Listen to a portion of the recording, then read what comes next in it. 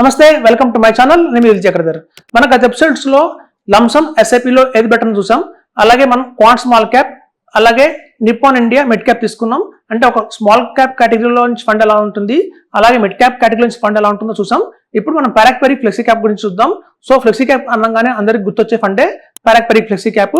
ఇది చాలా one of the best flexi cap కింద అందరూ కన్సిడర్ చేస్తున్నారు. సో గత 5 years గా ఇందులో ఇన్వెస్ట్మెంట్ చేసిన వాళ్ళకి రిటర్న్స్ ఎలా వచ్చాయో చూద్దాం. ఇప్పుడు చూడండి, మనం 10th August 2020 నుంచి 10th August 2025 అనేది ఒక 5 years టైం ఫ్రేమ్ తీసుకున్నాము.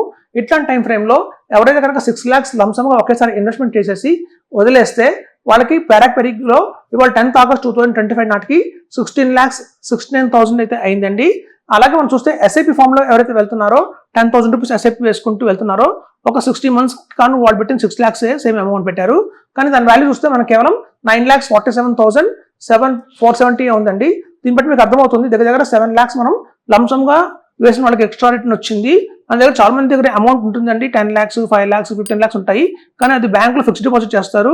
మ్యూచువల్ ఫండ్స్కి ఏమో ఎస్ఐపి రూపంలో 10,000, 20,000 ఎస్ఐపి వేస్తారు, ఈవెన్ 5,000 ఎస్ఐపి వేస్తారు. అలా చేయకండి. మ్యూచువల్ ఫండ్స్ అనగానే ఎస్ఐపి ఒకటే బెస్ట్ అనుకుంటారు, కాదు. లంసమ్ కూడా చాలా మంచి వాల్యూ ఉంటుంది. మనం కనుక ఫిక్స్డ్ డిపాజిట్ వేసినట్టు బ్యాంకులో ఒక లంసంగా కనుక ఇన్వెస్ట్మెంట్ చేసి ఒక 5 years, 10 years ఆర్జిన్ కనుక వదిలేస్తే అదే మీకు మంచి వెల్త్ క్రియేట్ అవుతుందండి. ఎవరి మంత్ చేయాల్సిన అవసరం లేదు. ఇప్పుడు చూడండి, బ్యాంకుల్లో మనకు తెలుసు 2 రకాల ఇన్వెస్ట్మెంట్లు ఉంటాయి. ఒకటేమో బ్యాంక్ ఎఫ్డి అంటారు, ఒకటేమో రికరింగ్ డిపాజిట్ అంటారు. ఇది అంతేనండి, సేమ్ మ్యూచువల్ ఫండ్స్ లో వచ్చేసి మనకి ఫిక్స్డ్ డిపాజిట్ అనేమో లంసమ్ గా ఇన్వెస్ట్మెంట్ చేయటము, అలాగే ఆర్డి బ్యాంకులో ఎలా అయితే మనం ఆర్డి వేసుకుంటామో recurring deposit every month 1,000 rupees, 2,000 rupees అట్లాంటిది ఒక ఎస్ఐపి అండి. అందులో మనకి ఎక్కువ రిటర్న్స్ రావు, షార్ట్ టర్మ్ లో కూడా రావు మనకి రిటర్న్స్ ఎక్కువ.